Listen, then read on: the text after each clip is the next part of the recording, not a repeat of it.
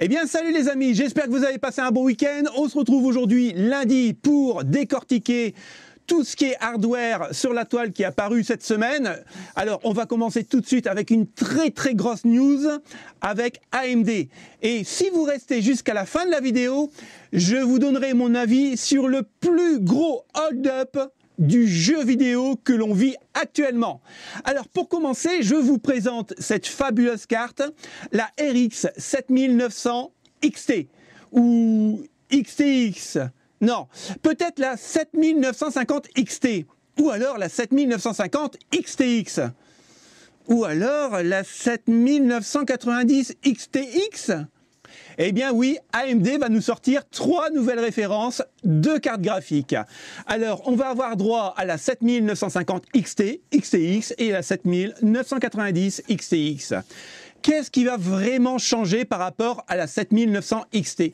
En fait, c'est la fréquence d'horloge qui va changer. La 7900 XT ou XTX arrivait à peine à 3 Go. Aujourd'hui, pour une 7950 XT, en gros, ça va arriver de 2,6 à 2,7 et ça va pousser à 3 GHz. Maintenant, au niveau de la consommation d'énergie, on est toujours à 300 watts. Sinon, la carte en elle-même ne change pas. On a les mêmes coups à cœur, on a les mêmes processeurs, rien ne change. Simplement, c'est simplement un petit overclockage. La 7950 XTX, elle va tourner entre 3 et 3,3 GHz. Pour la consommation énergétique, on est à 355 watts. Mais le plus beau, c'est qu'on va avoir droit à une 7990 XTX. Franchement, c'est des noms où on va vraiment s'y perdre. Là, cette carte-là, on est sur 3,3 voire 3,6 en boost. Donc c'est vrai, au niveau des jeux vidéo, c'est vraiment tip top. 24 Go de VRAM, toujours en GDDR6, puisqu'il n'utilise pas la GDDR6X, ça coûterait trop cher. Et tout simplement pour concurrencer la 4090. Alors, cette version de 7990 XTX sera en 3D V-Cache. Ce sera la seule carte qui sera en 3D V-Cache.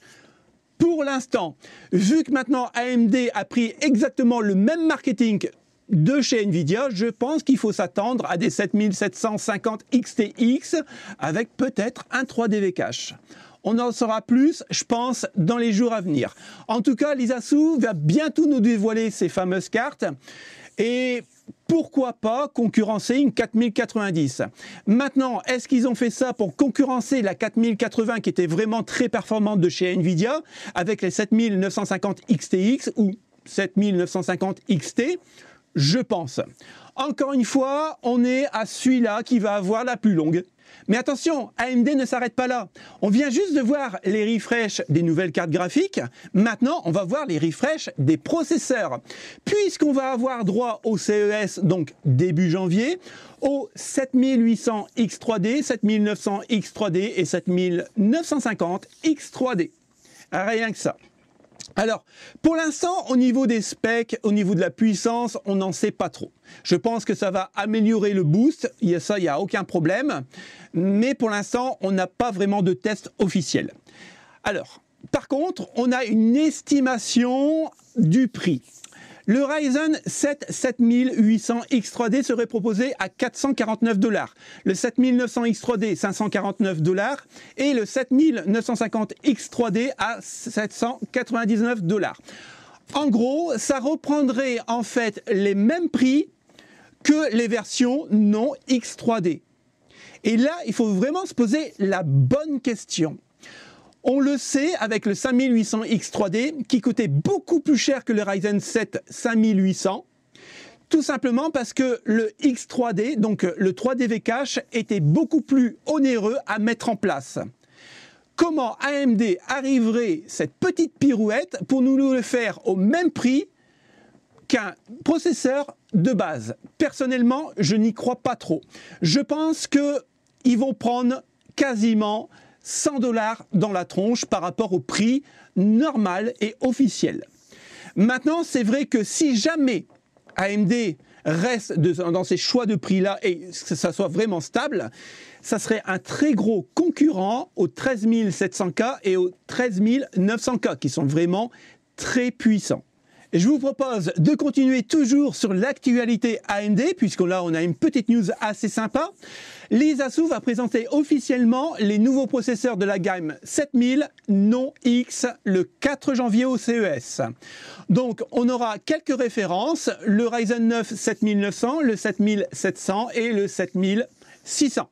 Ce qui est vraiment intéressant, encore une fois, hein, on n'a pas les perfs, quoi que ce soit, mais on a quelques chiffres qui fait parler de lui. On sait que le 7900X vaut 549 $. Pour la version non X, on est à 429 $. Ça fait quand même 120 $ d'économie. On a un TDP de 170 watts pour le X et le non X de 65 watts. C'est juste énorme. Et quand vous regardez bien, la fréquence de boost, elle n'est pas si mauvaise que ça, puisque pour le 7900, on est entre 3.6 et 3.8 selon les processeurs, et ça monte à 5,4. Et le X, lui, peut monter à 5,6. Donc en fait, on n'y perd pas grand-chose par rapport au prix qu'on va injecter dedans, donc on gagne 120 $, et bien sûr la consommation d'énergie, ce qui est vraiment important actuellement hein, sur la France et dans l'Europe. Maintenant, le 7700, toujours un 8 cœurs 16 threads, on est à 3,6, 3,8, il va booster à 5,3 pour un TDP de 65 watts et 329 $. Le X, il va booster maximum à 5,4 pour un TDP de 105 watts, donc on gagne quand même 40 watts. Et on économise quand même 70 $ puisqu'il est affiché à 399 $.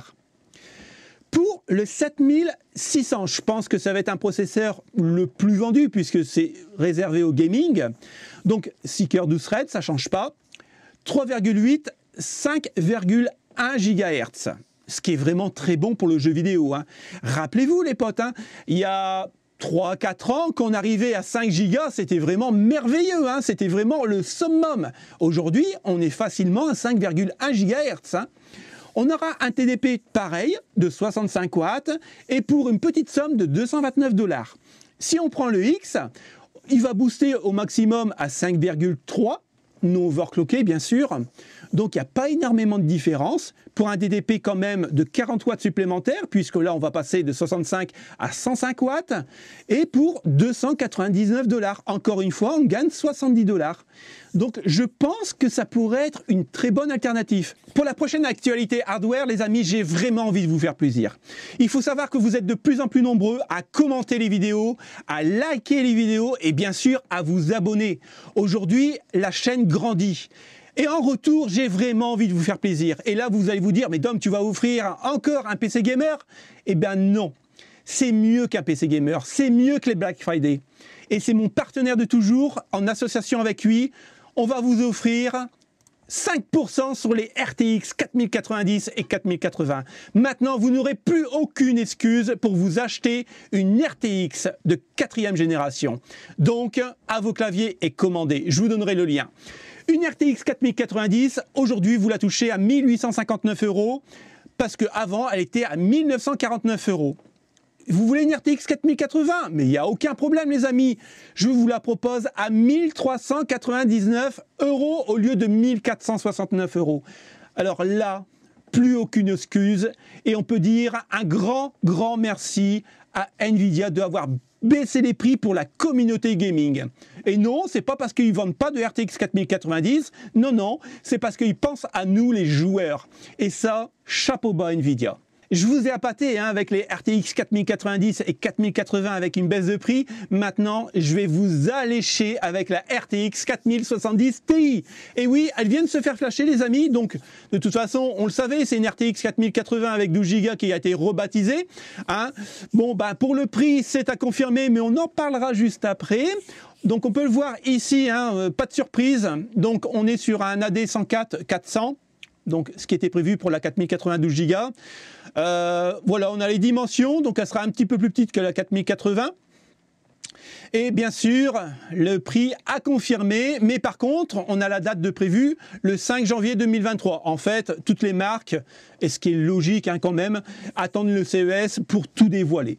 Donc, maintenant que je vous ai alléché, vous allez vous dire, wow, baisse de prix 4090, baisse de prix 4080. À combien vous l'estimez cette 4070? Moi, je l'estime aux alentours de 600, 700 € peut-être. Allez, je vous fais plaisir. Et non, elle sera à moins de 1000 €. Alors, quand on dit à moins de 1000 €, ça veut tout dire. Hein. Attention les potes, hein, c'est une FE. Hein. Je ne vous parle pas de la custom. Hein. Non, non, là, ça serait trop beau. 1000 € pour une RTX 4070. Ben, FE, eh ben, ça commence à faire mal.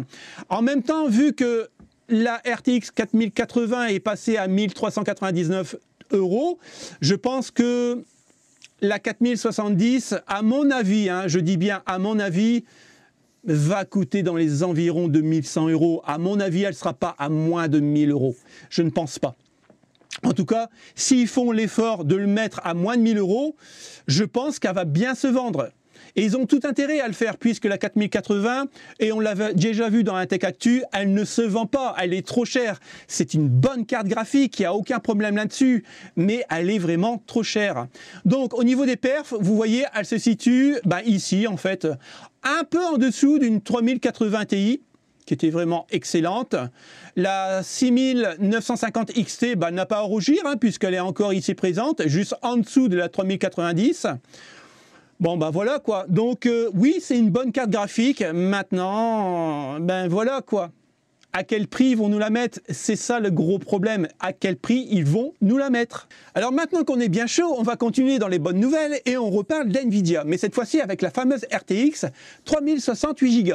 Rappelez-vous les potes, j'avais fait un petit speech dans la Tech Actu en disant que la RTX 3072 Go serait quand même un peu plus puissante qu'une RTX 8 Go.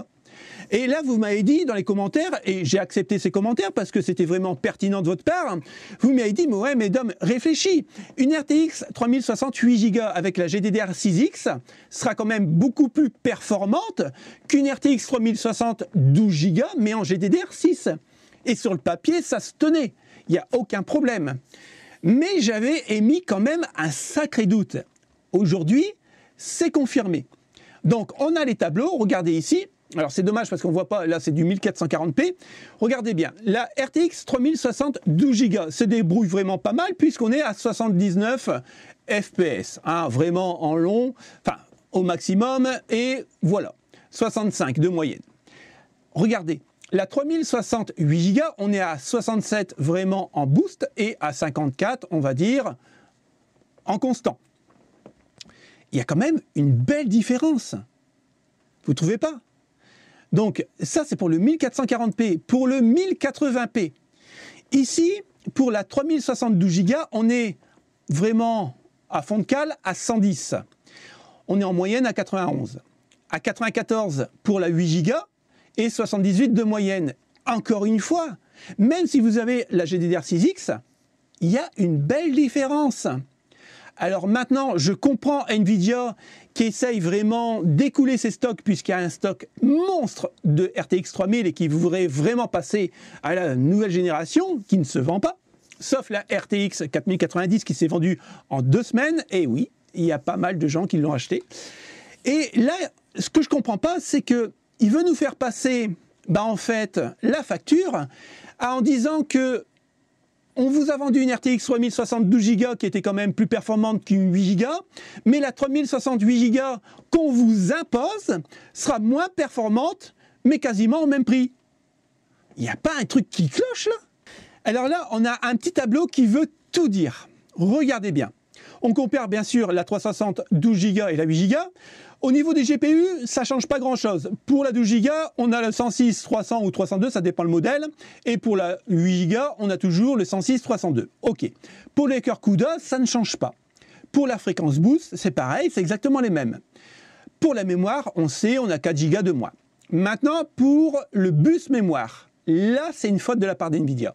On est à 192 bits pour la 12 Go, mais quand on regarde bien la 8 Go, la nouvelle génération, on est à 128 bits. Donc, En gros, pour la vitesse mémoire, ça ne change pas grand-chose. Mais par contre, pour la bande passante, là, ça change.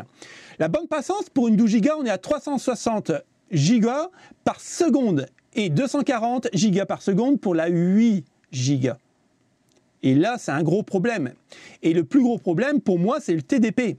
Puisque Nvidia nous propose une RTX 3060 8 Go, de toute façon, on n'aura pas le choix, il n'y aura plus que celle-là à acheter, à 170 watts, mais qui est beaucoup moins performante qu'une RTX 3060 12 Go. Il n'y a pas un sérieux problème, quoi. Donc, en fait, ils auraient dû garder le bus mémoire de 192 bits pour la 8 Go, et là, la 8 Go, pardon, elle aurait été quand même un petit peu plus performante que la 12 Go. Bon, on va passer au dernier sujet de la vidéo, et comme je vous avais dit en présentation, je voulais parler du plus gros hold-up sur un jeu vidéo qui se passe actuellement. Et bien sûr, j'ai acheté ce jeu depuis 2 semaines, je l'ai bien triade, puisque je joue entre 5 et 6 heures par jour, puisque je suis insomniaque, donc la nuit je dors pas, donc je joue. Donc maintenant, j'ai un avis bien tranché. Alors, il faut savoir que ce jeu a été développé pendant 3 ans. Rien que ça, 3 ans. Et c'est pas rien, puisque c'est une grosse manne financière, et ça coûte beaucoup d'argent pour développer. Quand il est sorti, ce jeu a fait 300, je suis loin du compte, 800 millions de dollars en 2 jours, quand il est sorti. À l'heure actuelle, on a dépassé carrément le milliard de dollars. C'est juste énorme niveau chiffre d'affaires. Ce jeu vaut 70 boules, version dématérialisée, je précise bien, 70 boules. Plus c'est dématérialisé, plus vous payez cher, il va falloir qu'on m'explique pourquoi.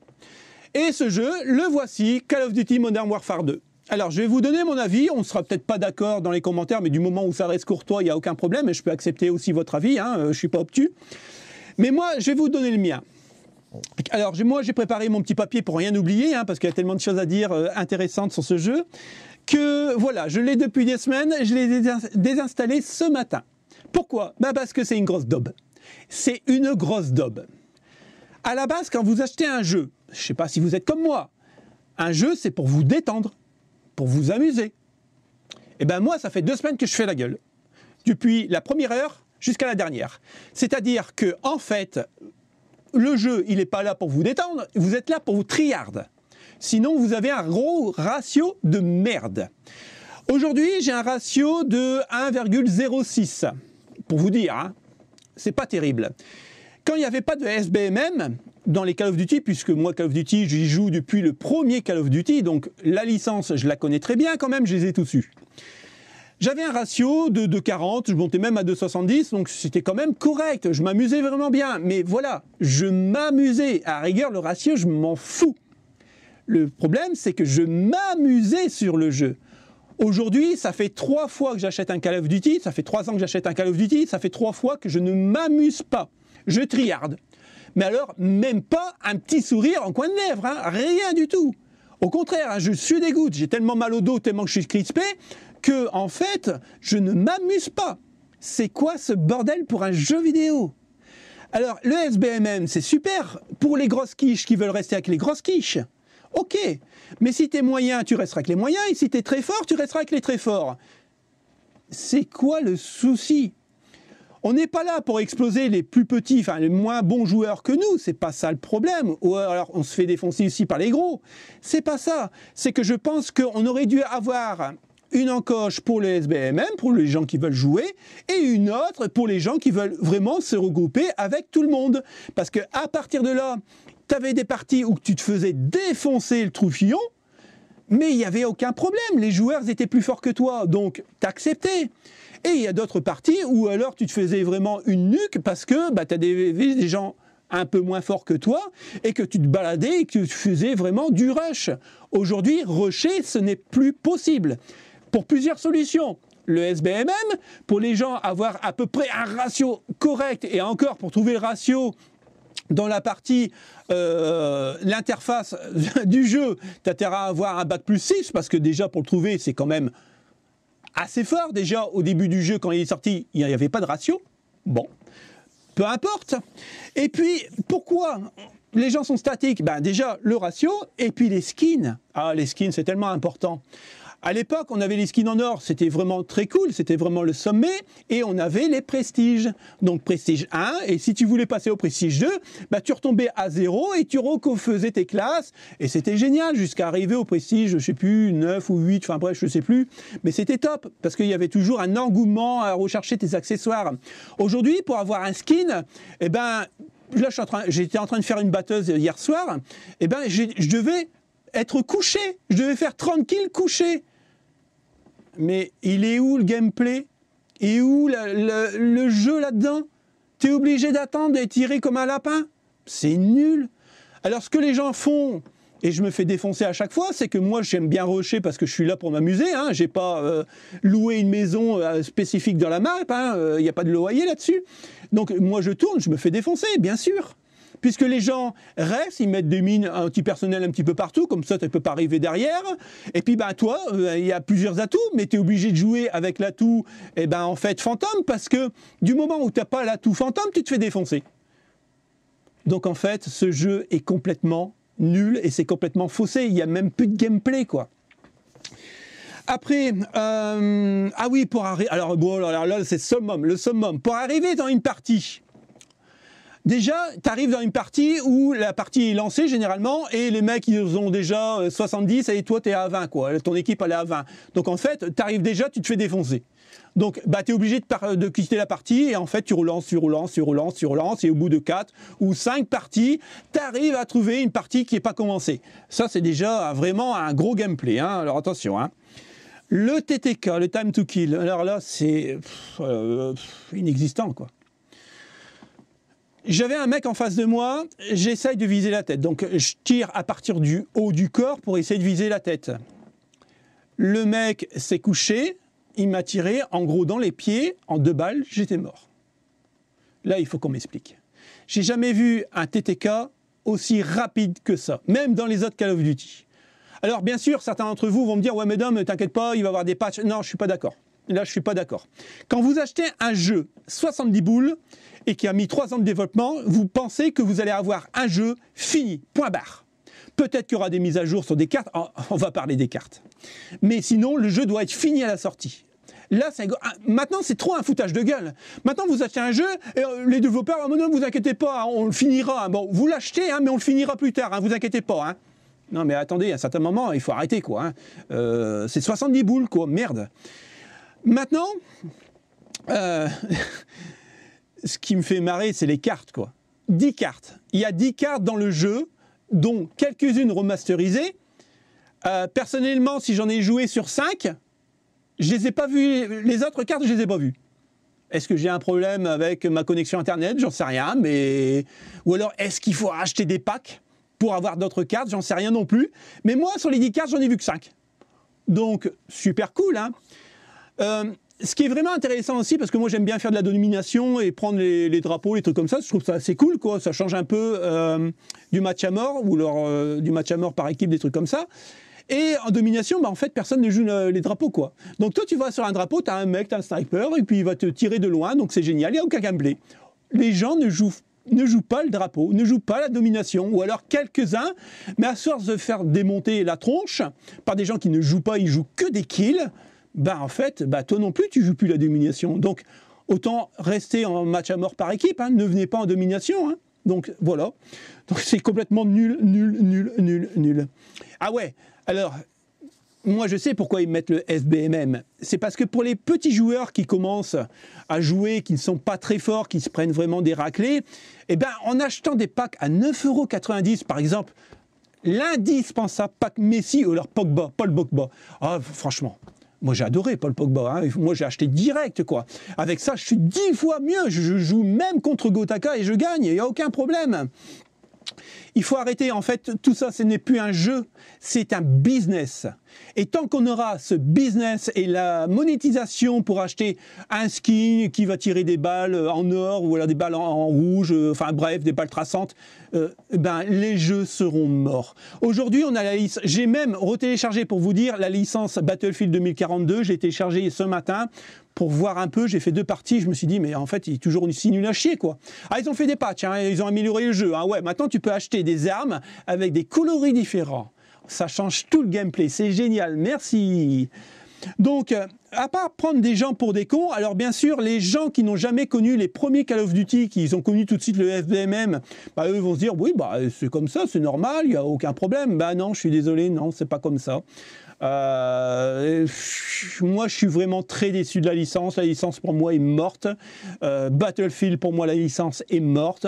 Alors maintenant, est-ce qu'il faut jouer à Fortnite et puis construire des ponts, des maisons, des trucs comme ça? Autant jouer à Minecraft, hein, tant qu'à faire. Je pense que moi, qui aime beaucoup les licences FPS, parce que ça me permettait, en fait, de m'asseoir dans le salon, si j'avais 10-15 minutes à perdre, de faire une petite partie, d'avoir le grand sourire. Même si je perdais, c'était pas grave, je m'en foutais, je faisais pas de compétition. Mais c'était juste pour me détendre. 70 € pour ça, c'est une honte. C'est une honte. C'est terminé, je ne jouerai plus à Call of Duty, c'est fini. Et malheureusement, je ne peux pas me faire rembourser. On va parler de Warzone 2 parce qu'il est gratos. Bon, c'est du free-to-play, hein, mais quand même, c'est gratos, attention. Hein. Mais tu peux acheter un kin à 9,90 €, tu vas voir, tu seras le meilleur joueur. Alors, le loot... Eh bien, le loot, ils ont repris le loot de Firestorm, de Battlefield. Alors déjà, moi qui jouais à Firestorm, le loot était, comment dire, nullissime, puisque tu mettais un quart d'heure à choisir ton arme, tes balles, ceci, cela.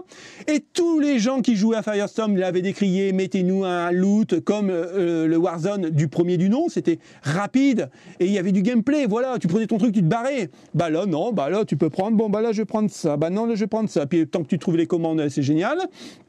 Donc là, j'en parle même pas. Tu peux même pas acheter tes munitions dans certains boui-boui, puisque dans certains boui-boui, bah, il n'y a pas l'option munitions. Donc bah, là, tu as intérêt à ramasser des cailloux, les mettre dans les poches pour les tirer sur les ennemis. Hein. Bah, ouais, hein. À moins que tu aies acheté Pogba. Alors là, c'est autre chose. Là, tu es un grand joueur. Mais sinon, bah, c'est une grosse daube. C'est une grosse daube. Le Warzone 2, pour moi, il est complètement mort. Après, je suis pas le seul à le dire. Hein. Vous allez voir, allez voir Kotaka, vous allez voir Zach Nani, vous allez voir Monsieur Level 12, qui est un petit peu plus cool, on va dire, par rapport à moi sur le jeu. Vous avez aussi Skyrose, que lui, il dit que, bah, en fait, je vous rappelle, hein, le mec, il joue entre 10 heures par jour, rien que sur le jeu, et lui, il dit que c'est complètement nul, quoi. Complètement nul. Alors moi, j'avais l'intention de jouer avec des potes dessus, je voulais rejoindre Dan WS pour faire quelques parties de Warzone avec, ou alors peut-être du multijoueur. Mais en fait, non, je l'ai désinstallé, je ne réinstallerai pas, quoi, même s'il y a des patchs et ceci, cela. À un certain moment, quand tu achètes un jeu, il doit être fini et surtout, eh ben, tu dois t'amuser, tu dois avoir le sourire, quoi. Et là, c'est pas le cas. Au contraire, je fais la gueule quand j'ai quitté la partie, je suis encore plus énervé que maintenant. Donc voilà, c'est un truc qui me tenait à cœur de vous le dire parce que si vous ne l'avez pas acheté, essayez-le chez un pote si vous avez l'occasion de le faire, mais claquez pas 70 boules là-dedans. Franchement, ça vaut pas le coup. Donc voilà les potes, c'était mon avis, juste mon avis, on sera peut-être pas d'accord, mais c'est pas grave, si c'est courtois, il n'y a aucun souci. Et puis ben, bien sûr, je répondrai aux commentaires. Salut les potes, à la prochaine, ciao ciao.